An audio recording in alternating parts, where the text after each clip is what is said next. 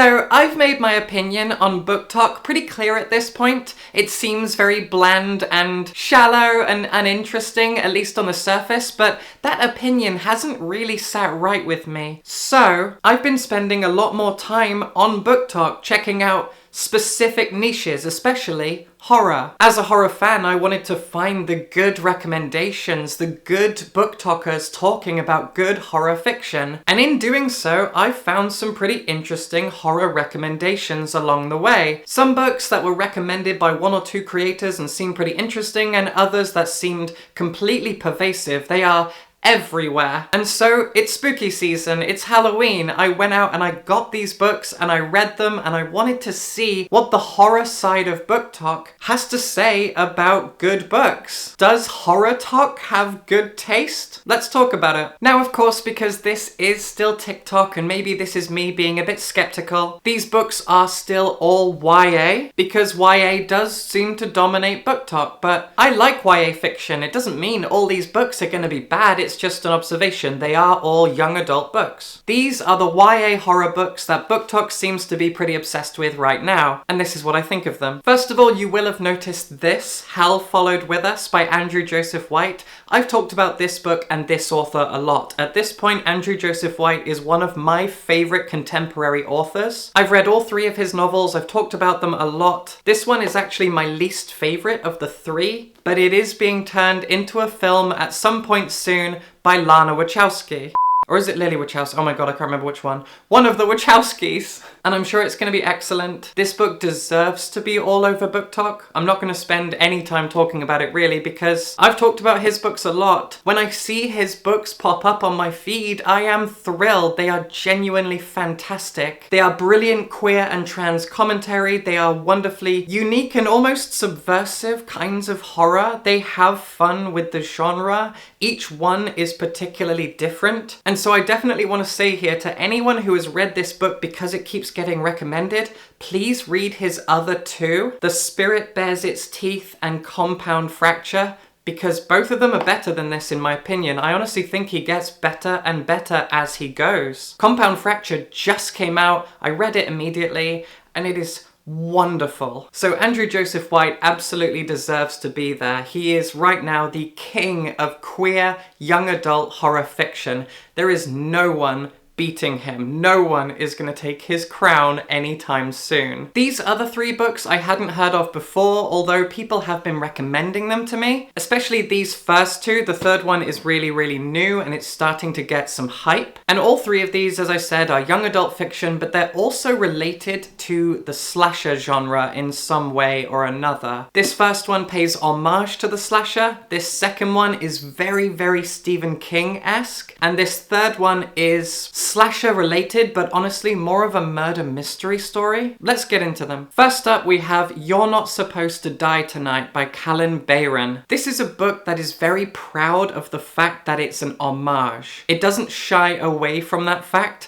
The homage element is stitched into the very fabric of the narrative and it fuels the characters and why they are in this situation in the first place. You're Not Supposed to Die Tonight is set in a rural part of upstate New York. Now, I lived in upstate New York a few years ago for a few months and I think about my time living there an awful lot. I literally lived in a cabin in the woods just outside of a little town called Rosendale, which is next to Kingston and New Paltz. It was such a wonderful time. And honestly, I would retire to upstate New York. That whole area is so gorgeous. So this book being set there gave me very clear imagery and brought up some really happy memories. But the setting specifically is a pretty unique thing. See, this is a summer camp slasher, but it also isn't. I guess in the vein of Scream 3, which is all about Hollywood adaptations of real-world terror, the summer camp that this book is set in is fake. See, many years ago, an iconic slasher movie was filmed in this location,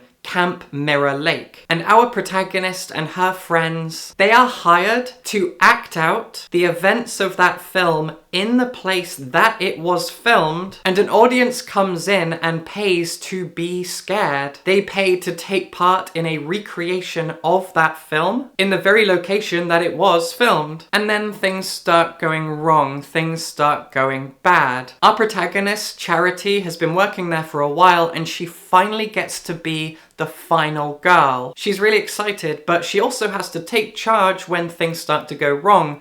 People stop turning up for work. She sees at one point a lump in the middle of the lake, and of course you assume it must be a dead body floating there. She sees a figure standing at the other side of the water. Mysterious things start to happen. They are short-staffed because people didn't turn up or have suddenly vanished. So she gets her girlfriend to come in and a few other friends to pick up the slack. This is a queer novel with a black protagonist by a black author. So the diversity is really nice to see here, especially because while it is an homage to old slasher films are pretty white. So it's nice to see some diversity here. And the way that it subverts the genre as it goes on in the second half is absolutely brilliant. It isn't a typical slasher, it is something else entirely. The genre actually starts to gently shift. Well, not gently. It hits you like a truck. This novel will not push boundaries. It's not doing anything completely groundbreaking, but it's certainly a really fun time. It's not daring, it's not frightening at all. At no point did I feel scared, but it's definitely a fun ride. It's like a roller coaster of a novel, and it is simple, elegant, homage-fueled fun. Of these three books, however, I would say that Clown in a Cornfield by Adam Césaire is the smartest one. Calling a book smart feels a bit nebulous, but you'll see what I mean. Clown in a Cornfield has early days Stephen King running through its veins. If Stephen King had written this novel in the 80s, you would believe it. It really feels like one of those books. And that's great. If you enjoy Carrie, Cujo, Salem's Lot, It, Pet Sematary, Misery, this novel has that kind of gritty gnarliness that early Stephen King was known for. So it kind of feels like Adam Césaire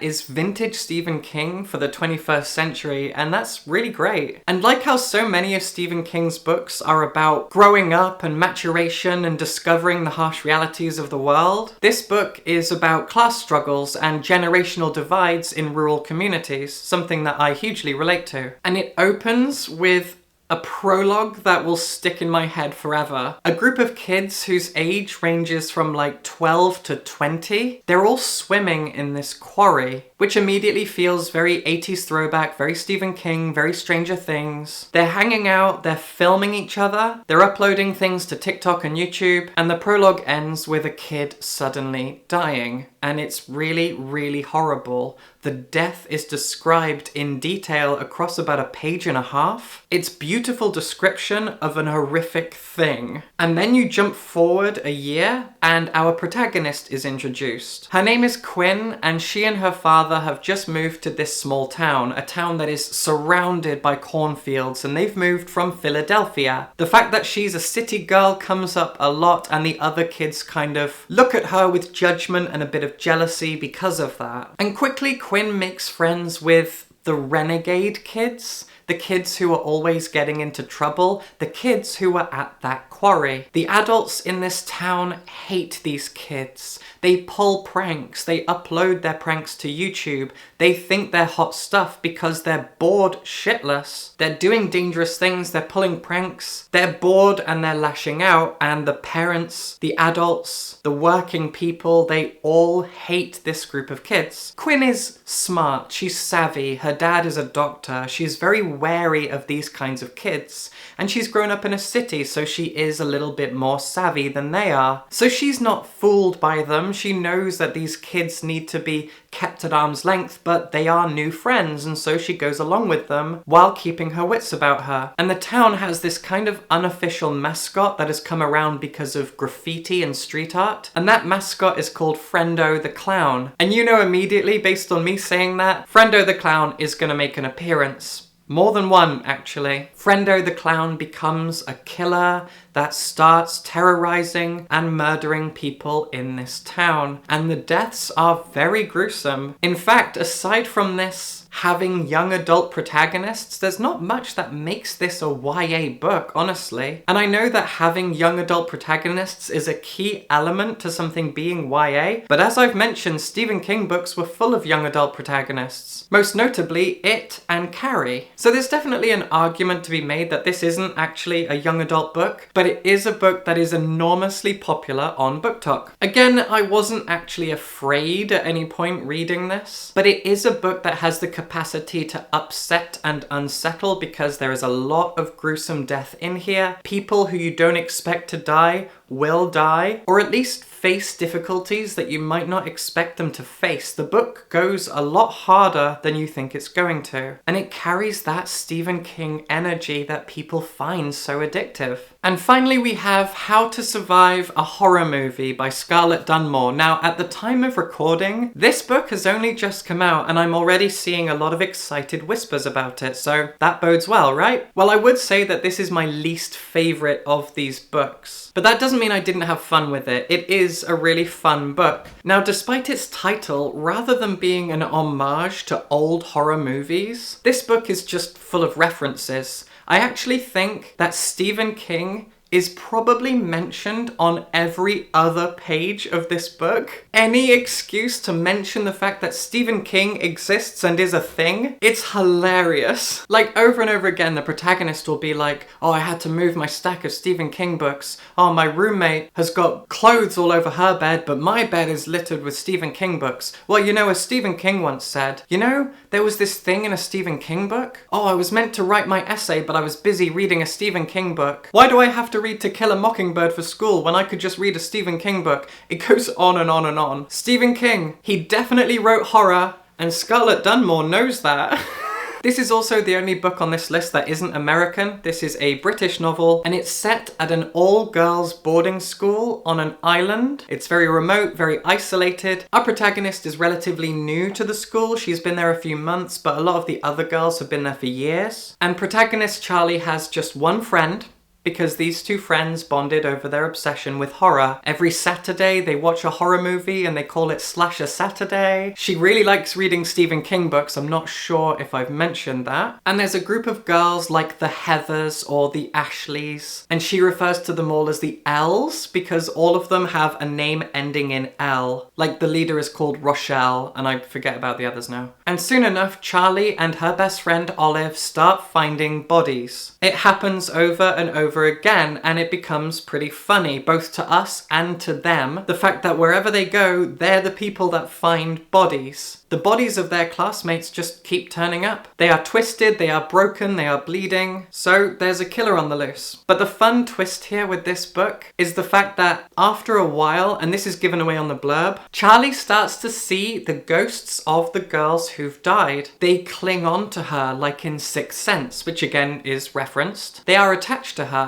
The first two who die cannot speak because one was hanged and so is kind of choking, and one has a broken neck. But then the third one can speak, and she's honestly hilarious. She was a drama student and she won't shut up, and I did really enjoy the way that she just nags and annoys our protagonist as a ghost. It's really fun banter. And the ghosts, at least at first, aren't a lot of use to her. Like, they can't really help her solve this mystery. So this book is, as I've said, a murder mystery while also kind of being at least inspired by slasher fiction. A lot of people are dying, but at first we have no idea who the killer is. We don't get a clear look at them. We don't know what their motivations are. We don't know what the pattern is. It really feels like a mystery that we need to solve, or at least just watch unfold. And in that way, this is the most unique of the three because it is just as much a crime novel as it is a horror novel. And again, this isn't actually a scary book. There's nothing in here that's going to frighten you, at least in my opinion. But it is really good fun. I just don't think it's written in a particularly inspired way. The constant references to very famous horror movies and the constant reminders that Charlie has a lot of Stephen King books, it gets old so quickly and it just becomes irritating. And it might seem overblown to focus on that so much, but I promise if you read this, you'll get it.